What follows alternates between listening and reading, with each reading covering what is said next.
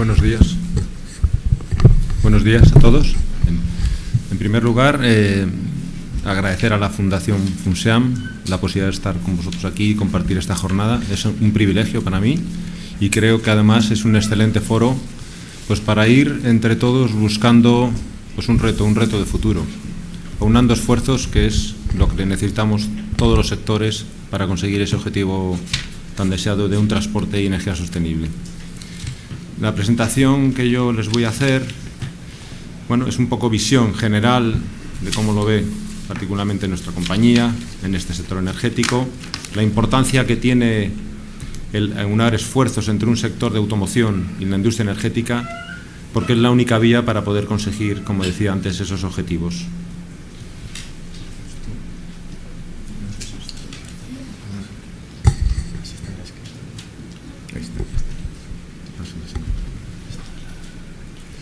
Bueno, como ven el título de la presentación, dentro de esta mesa número 1, Sostenibilidad de los combustibles, el título elegido ha sido Diversidad energética para un transporte sostenible. Se ha hablado ya esta mañana en varias ocasiones y ahora Pedro lo comentaba. La palabra sostenibilidad pues se ha puesto de moda y también es verdad que hay que tener cuidado con pues, cómo se utiliza. Tiene que, digamos, integrar muchos aspectos para poderla utilizar adecuadamente y bueno, considerando algunas reflexiones de nuestra compañía, podríamos decir que hay que tener en cuenta dentro de la sostenibilidad, no es como una suma como aparece ahí, sino un concepto global de que tiene interés, pues la eficiencia energética ya definida y que podríamos resumirla como la energía o la medida de la energía consumida por unidad de energía producida. La diversificación energética, porque evidentemente nosotros somos privilegiados de disponer de energía hoy, pero mucha gente en el mundo necesitaba de ello y por lo tanto tenemos que tener cuidado de cómo vamos a producir y utilizar esos recursos. No podemos olvidarnos algunas pautas que ya vienen desde el sector automoción en nuestra industria, marcando a través de la legislación unos objetivos de calidad de aire. Me estoy refiriendo especialmente a la regulación de emisiones de CO2 y, por supuesto, a la de contaminación local, especialmente aquellos componentes que pueden perjudicar a la salud de las personas. Así que, dentro de esta definición de suma de factores, podríamos decir que en la eficiencia energética pues tendrán mucho peso los vehículos, el uso de la electricidad y cómo vamos a obtener los combustibles. Dentro de la diversificación de energía o diversificación energética, pues otras alternativas como los biocombustibles, gases para el sector de automoción o para utilización en motores como el GLP, el gas natural y por supuesto la electricidad.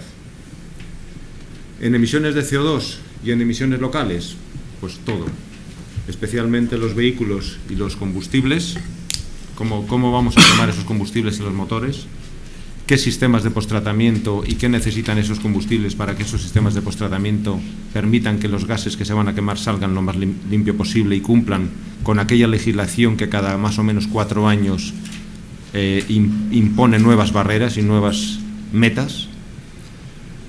Y al final, pues bueno, en conjunto de todos estos conceptos, creo que se podría hablar de un transporte o una utilización de combustible de transporte sostenible. No podemos olvidar, y lo acaba de remarcar Pedro, es que esto no es posible sin una sostenibilidad económica.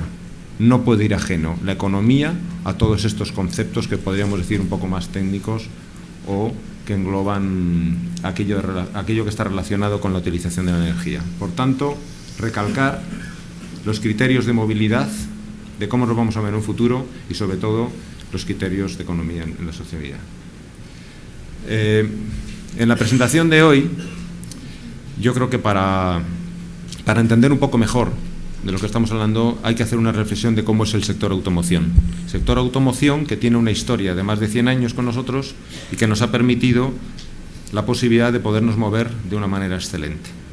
Por tanto, a entender el sector automoción y todo lo que envuelve nos ayuda a entender el futuro de cómo vamos a movernos nosotros en los años venideros y cómo vamos a utilizar la energía y las nuevas fuentes y cómo va a desarrollarse la tecnología de vehículo que nos permita ser eficientes y conseguir un transporte sostenible. Podemos destacar que evidentemente existen muchísimos factores o actores involucrados, los propios fabricantes de los vehículos, gente del sector auxiliar, tan importante, tanto más, porque no, los fabricantes de vehículos no hacen todas las piezas de sus vehículos y de los motores. Son sectores que tienen que convivir y que además tienen que hacer de forma pues muy bien entendida, porque cuando surgen crisis como la que nosotros estamos sufriendo hoy, el sector auxiliar, debido al coste tan competitivo de los vehículos, sufre de manera importante, hasta tal punto que en algunos casos se puede llegar a perder empleo. Por tanto, hay que entender bien las decisiones que se toman, o debemos de ser cuidadosos a la hora de legislar para que nunca se pierda la posibilidad de un desarrollo o de generación de empleo o algo que pueda perjudicar ese desarrollo en un futuro, ¿no? Por tanto, ahí recalcar el entendimiento entre fabricantes, sectores de componentes, sector energético y, por supuesto, reguladores. Es un sector tremendamente maduro, con una tradición histórica de más de 100 años. Por lo tanto, tampoco nos permite, o sigamos, es una ventaja, el que lo que va a ocurrir es bastante predecible. Es un sector maduro, tremendamente competitivo, pero también, insisto, nos aporta la posibilidad de, si hacemos bien las cosas, si tenemos el cuidado de entender todos juntos ese objetivo, es bastante predecible y podemos tomar medidas correctoras.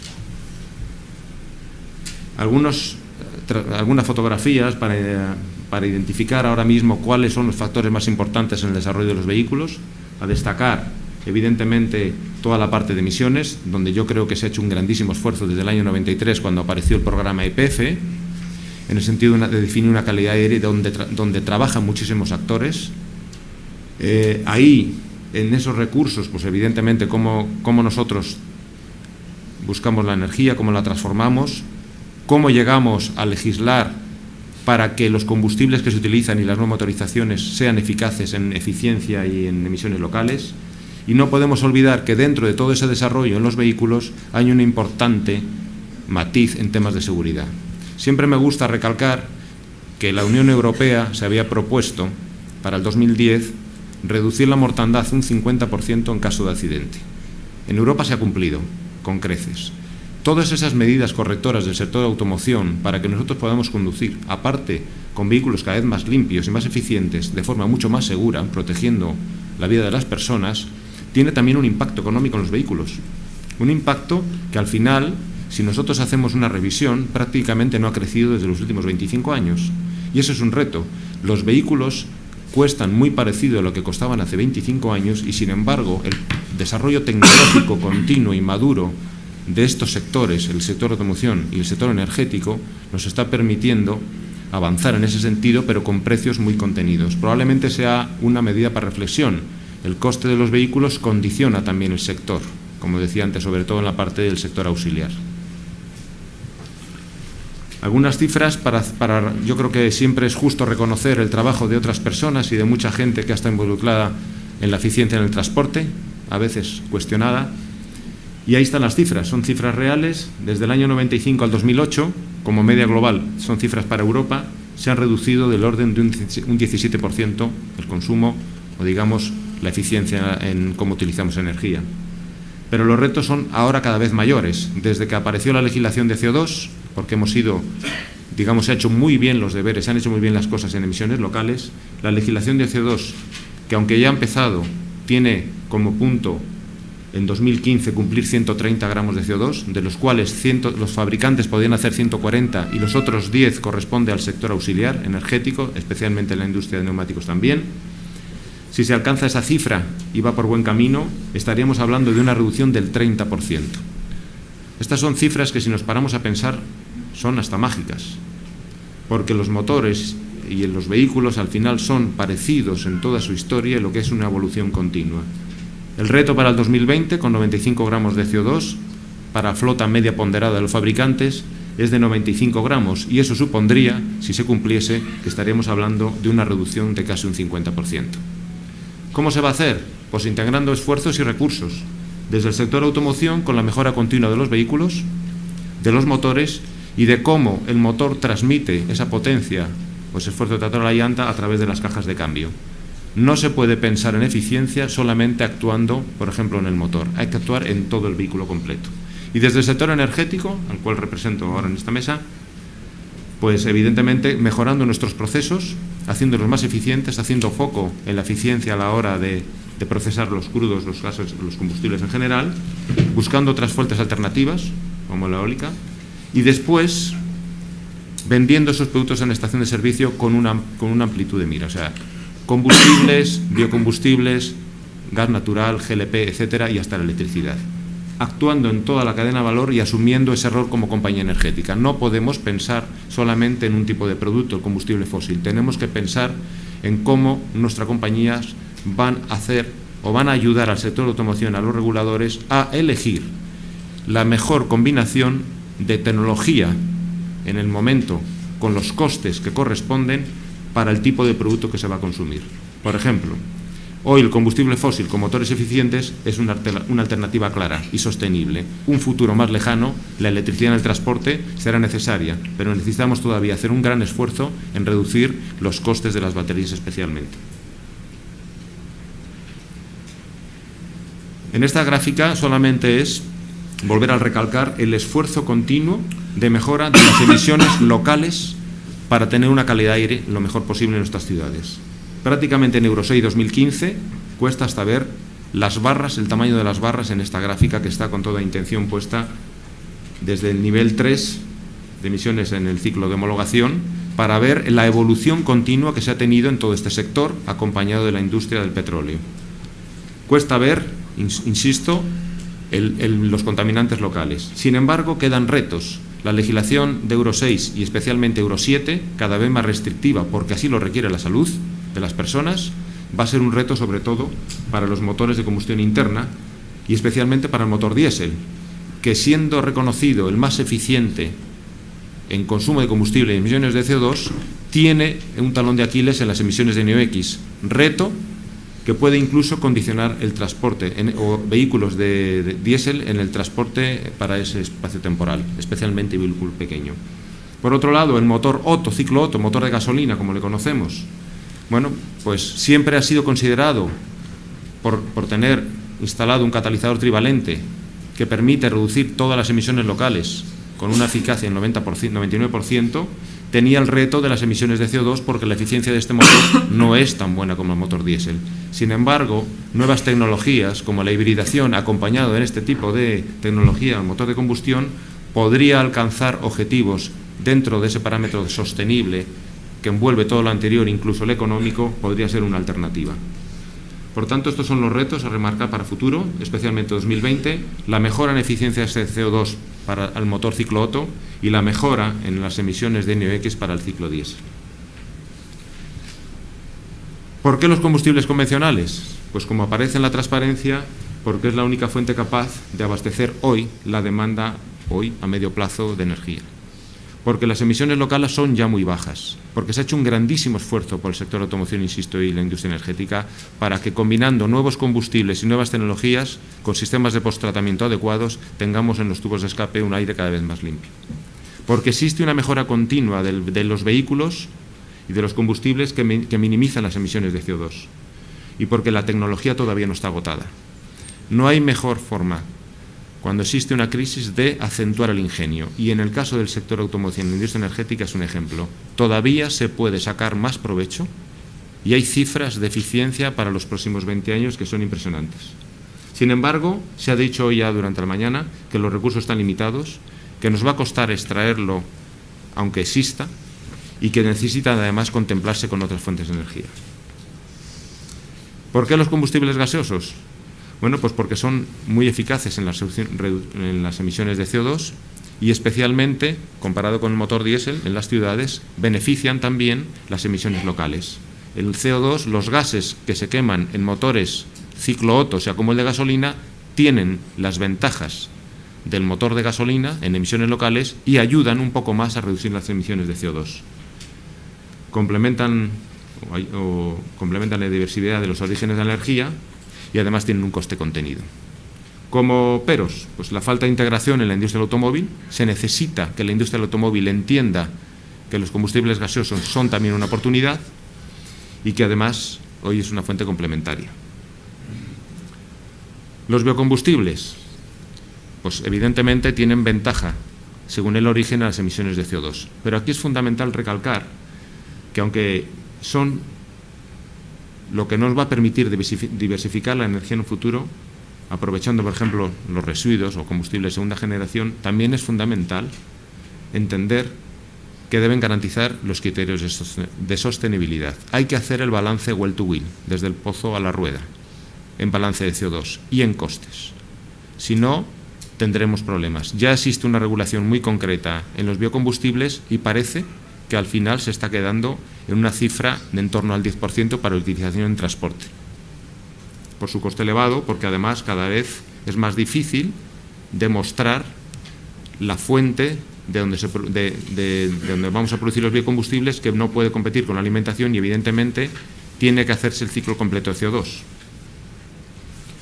En esta transparencia se puede ver un poco el ciclo completo, toda la parte del well to tank a través de la industria energética, desde la exploración hasta llevar los combustibles a estación de servicio, donde nuestra industria está en torno, en una escala de 100 al 25%, y el resto de la producción de CO2 se produce desde el tanque a la rueda, donde también existe un potencial de mejora impresionante, sobre todo cuando la utilización del vehículo es con propulsión eléctrica.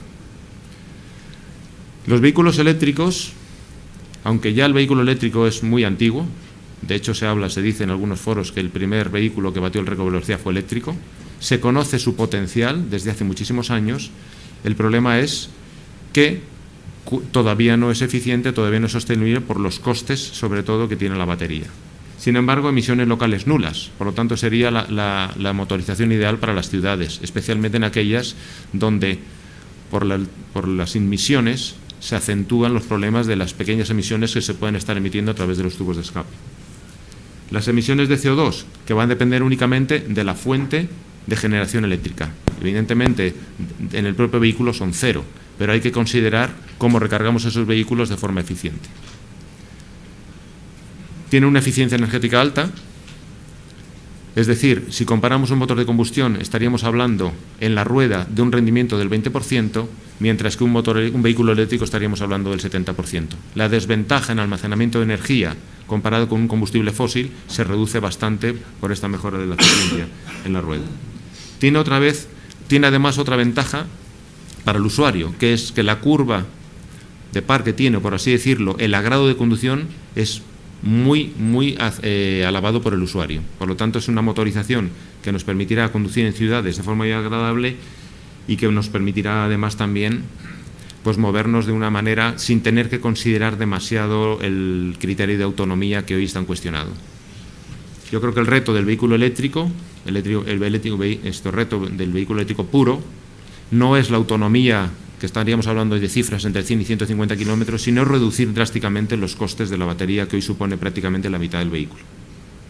Por tanto, es un sector o una fuente de energía que hay que mimar, que hay que tratar con cuidado y que debemos de dar los pasos adecuados para que tenga su cuota dentro de los 15 o 10 años siguientes, pero volviendo a considerar de manera importante o haciendo énfasis, por así decirlo, en implantar esta tecnología cuando toque, cuando sea sostenible por méritos propios. Es evidente que es necesario las ayudas para un desarrollo tecnológico, pero en un futuro el vehículo eléctrico solamente será sostenible si sus costes son, digamos, asumidos por el propio desarrollo, por el propio valor del vehículo.